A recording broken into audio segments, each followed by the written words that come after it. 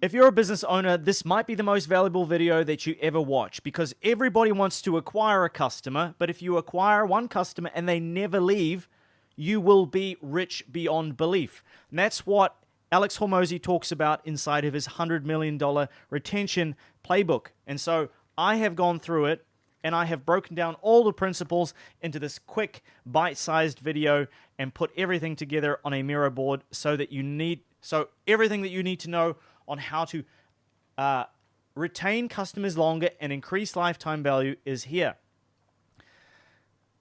Based on the GOAT's 20 years of experience, right? So first of all, what is churn? It's a percentage of original customers who leave in a set period. So if 100 start on day one and then after some time, there's only 95% that stay, your churn is 5%.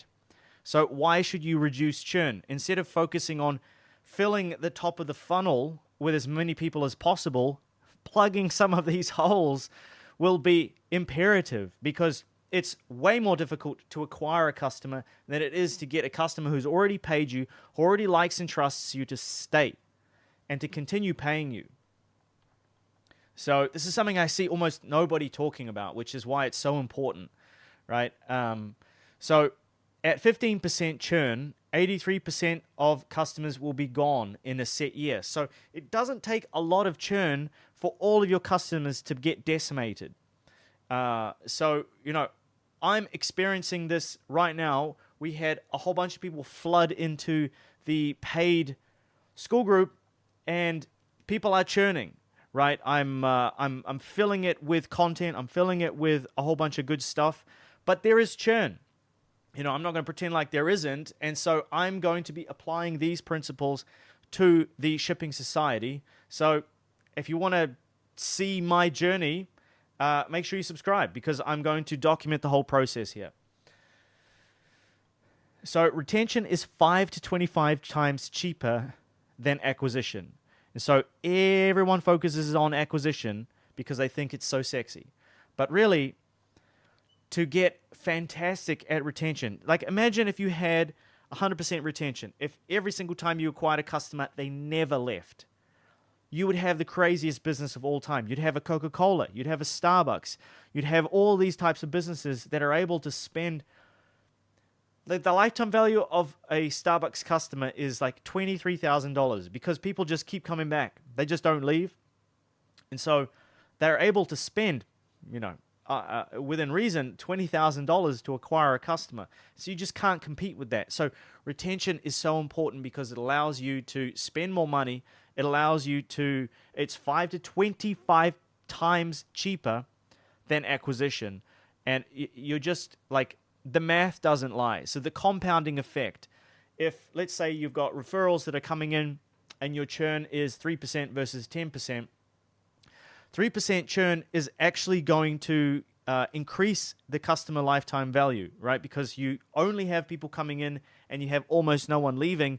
Therefore, at a point, you will cross over and the lifetime value will skyrocket because it's just like, it's a beautiful thing. And after reading this book, I'm so excited to dive into actually implementing some of these retention strategies into the school group, into my own business, into my agency, because I can see how powerful it is. And I ignored it for a very long time.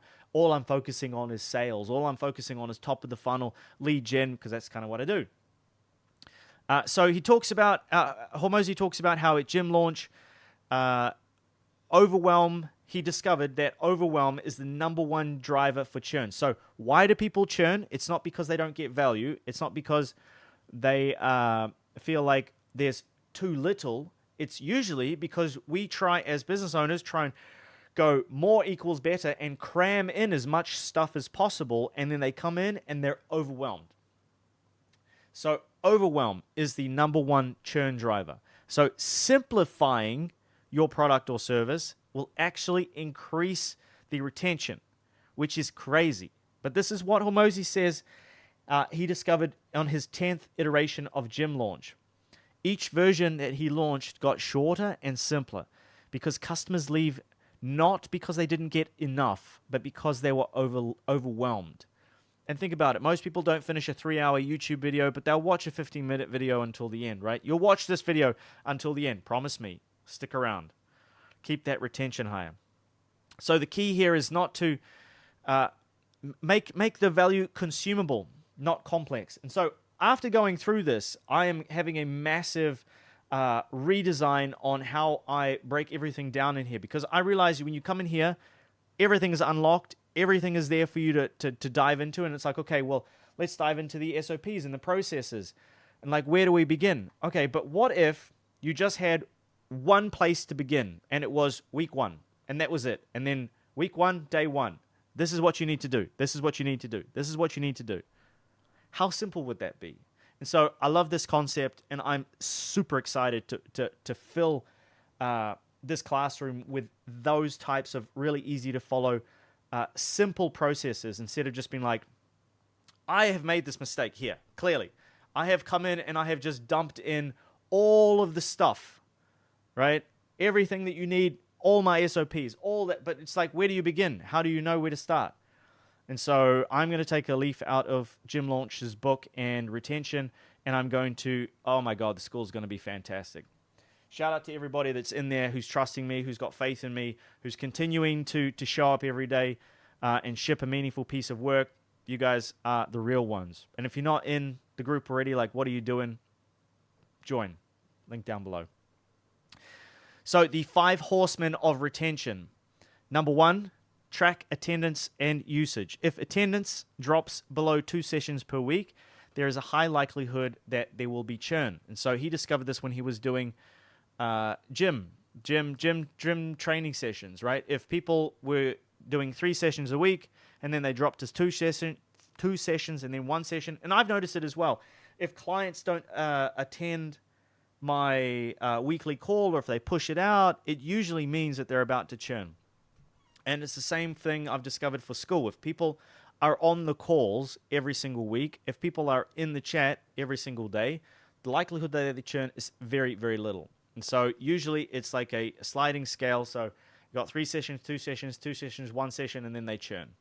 And so it's a gradual decline. So it's not like people just go, yeah, I love this thing, I love this product, oh, by the way, I'm canceling. It's usually a slow process. So you can see this. And you should reach out. And you should reach out weekly. So a mixture of praise and problem solving keeps customers engaged by noticing wins and fixing friction. You can reach out with handwritten cards.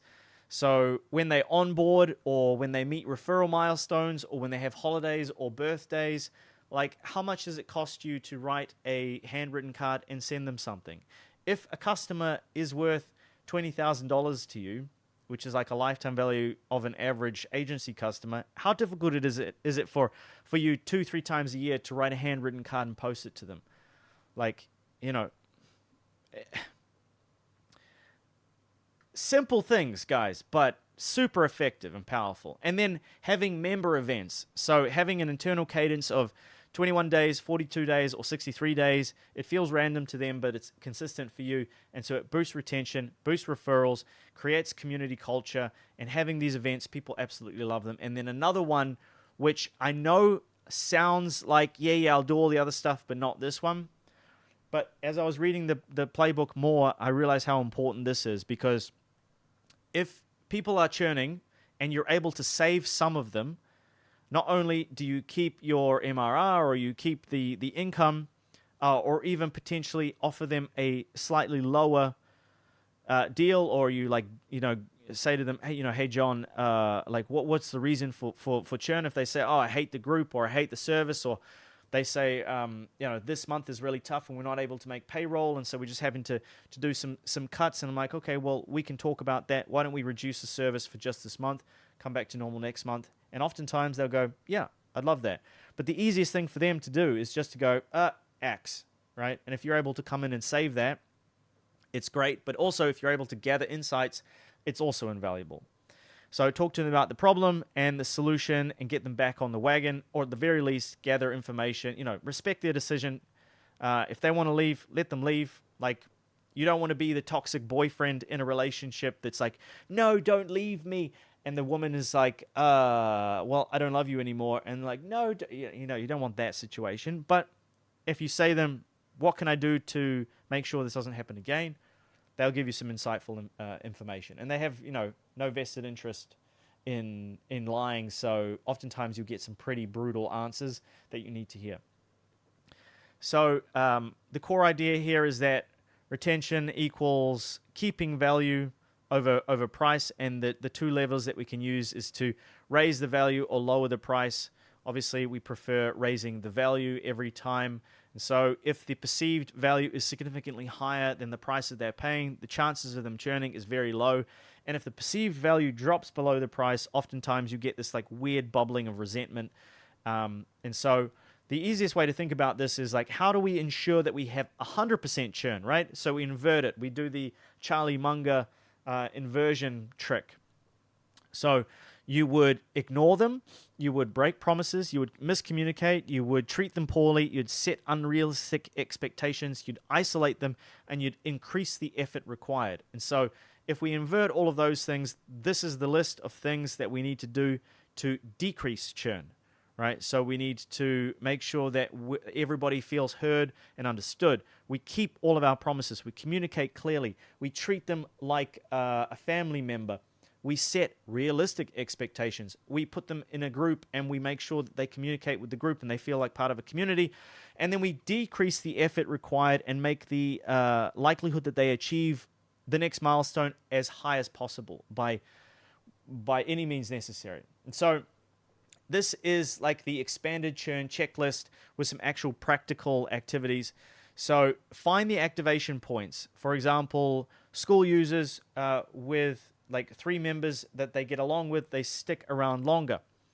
Onboard every customer, especially if you sell high ticket. So once you've sold them, the onboarding is to make sure that they are like reaffirm their decision to join, because oftentimes the highest chance of them churning is when they pay and then before they get their very first result.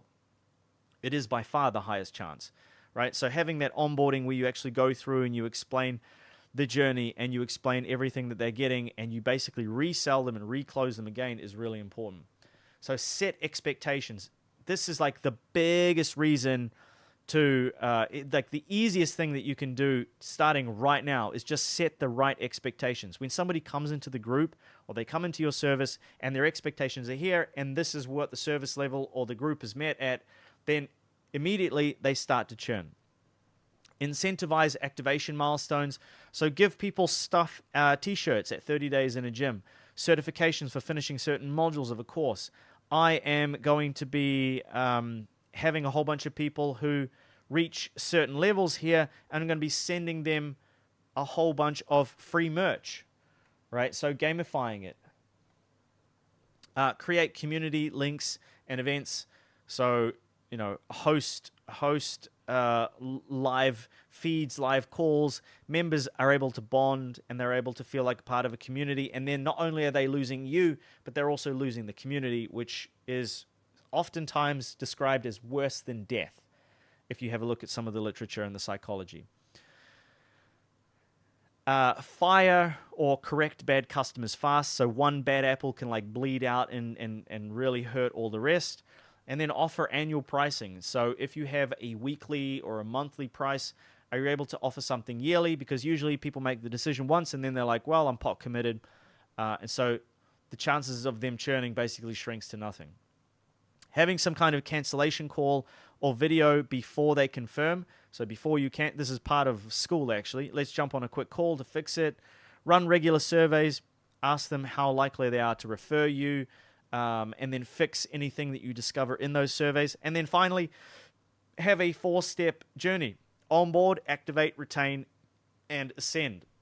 And so that is Hormozi's retention playbook broken down, and I highly suggest that you focus on retention because it increases the lifetime value. Now, if you don't know what your lifetime value is, if you don't know your cost of acquisition, and you don't know that ratio, you're never going to be able to grow your business. You're always just going to be throwing stuff against the wall and hoping that it sticks. The big problem with calculating your CAC to LTV ratio is that if we don't run paid ads, it's often a very difficult number to figure out. So I created a comprehensive video. I put it on the screen here, breaking down how to understand your CAC to LTV if you don't run ads. So I highly suggest you check that out now. And this video is exactly 15 minutes. And so if you made it to the end, make sure you smash the like button, subscribe, and if you are feeling frisky, leave me a diamond emoji in the comments. I always love seeing that you guys are the OGs and you make it all the way to the very end. And I recognize a lot of you guys commenting. So make sure you do that. Watch this video next, and I'll see you in the next one, guys.